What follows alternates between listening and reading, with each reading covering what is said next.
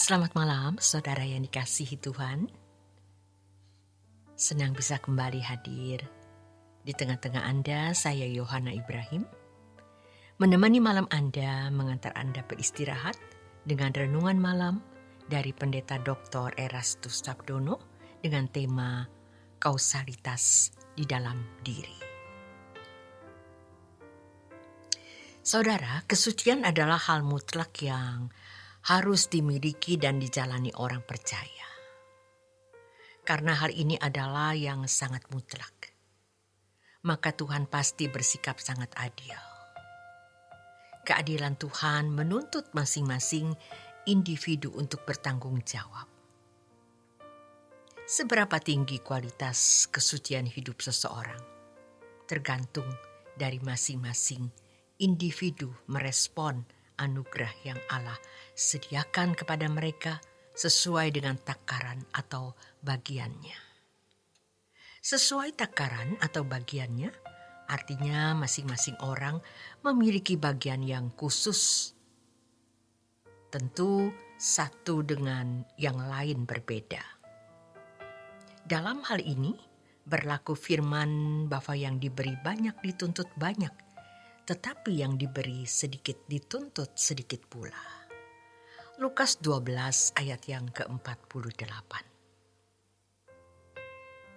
Perintah agar orang percaya mengejar kekudusan adalah isyarat yang sangat jelas bahwa peran individu dalam kehendak bebasnya sangat menentukan untuk berperan dalam pencapaian terhadap kesucian hidup orang percaya. 1 Petrus 1 ayat yang ke-16 dan lain sebagainya.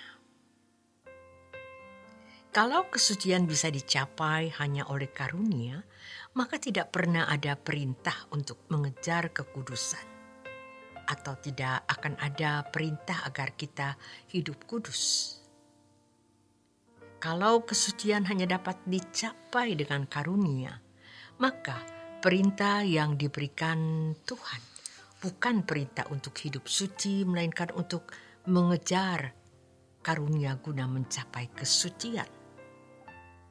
Jika yang dikejar adalah karunia untuk hidup suci, maka peran individu untuk mengejar kekudusan dalam kehendak bebasnya tidak dapat tampil secara proporsional. Jika kesucian adalah karunia semata-mata, maka logikanya tidak perlu ada pertanggungjawaban individu kepada Tuhan. Jika seseorang bisa hidup karena karunia khusus yang diberikan Tuhan, maka ia akan tidak patut menerima upah di kerajaan surga. Sedangkan mereka yang tidak diberi karunia oleh Allah untuk hidup suci, tidak perlu bertanggung jawab atas keberadaannya tersebut di hadapan Allah. Satu hal yang harus ditekankan bahwa kesucian hidup dapat dicapai seseorang tergantung dari masing-masing individu. Jika kesucian dipandang sebagai karunia, mereka yang selalu merasa gagal semakin tidak optimis untuk bisa hidup dalam kesucian sampai pada tingkat jera untuk berjuang mencapai kesucian. Banyak orang Kristen yang berpandangan keliru bahwa kesucian hidup tidak akan dapat dicapai di bumi ini. Kesucian hanya bisa ditemukan dan dialami di surga. Jadi, kesucian hidup manusia tidak pernah akan ditemukan di bumi. Menurut mereka, bumi bukanlah tempat manusia dapat mengenakan kesucian. Mengapa orang Kristen sampai beranggapan demikian? Pertama, karena mereka tidak memahami pengertian kesucian menurut Alkitab. Pengertian kesucian yang dipahami oleh mereka sebenarnya serapan dari berbagai pandangan agama dan filsafat dunia, bukan berdasarkan kebenaran firman Tuhan. Mereka berpikir suci itu seperti sebuah bidang yang tadinya dikotori oleh noda, walaupun noda itu dapat hilang oleh semacam sarana pembersih, tetapi akan selalu ternoda kembali. Dalam hal ini, kalau bidang itu adalah hati manusia, maka sarana pembersihnya adalah darah Yesus. Tetapi hati kita selalu dapat dikotori lagi oleh dosa. Sebab manusia masih hidup di dunia yang penuh dengan dosa. Dan mereka beranggapan bahwa hanya di surga, di mana tidak ada iblis, maka juga tidak ada dosa.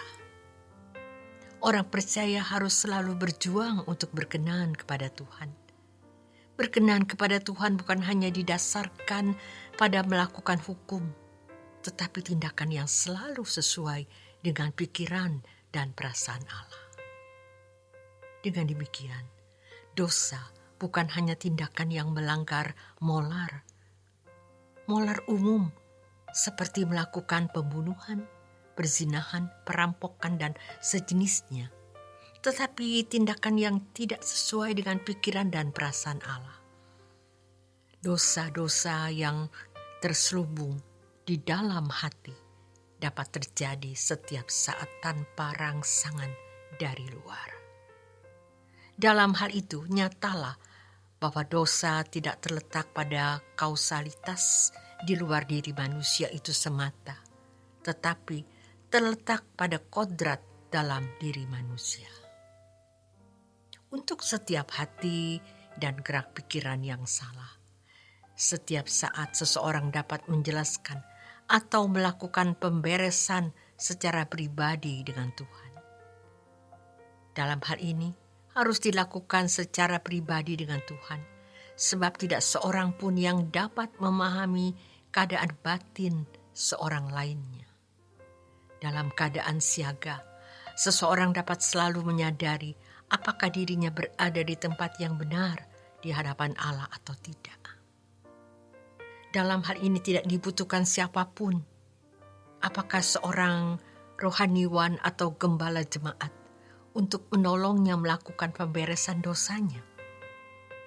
Seseorang bisa langsung berdialog dengan Tuhan untuk mengadakan pemberesan. Harus diingat bahwa perantara dan juru syafaat orang percaya di hadapan Allah Bapa hanya Tuhan Yesus. Dosa tidak terletak pada kausalitas di luar diri manusia itu semata, tetapi terletak pada kodrat dalam diri manusia. Terima kasih untuk kebersamaan Anda di renungan malam ini. Tuhan Yesus memberkati. Selamat beristirahat.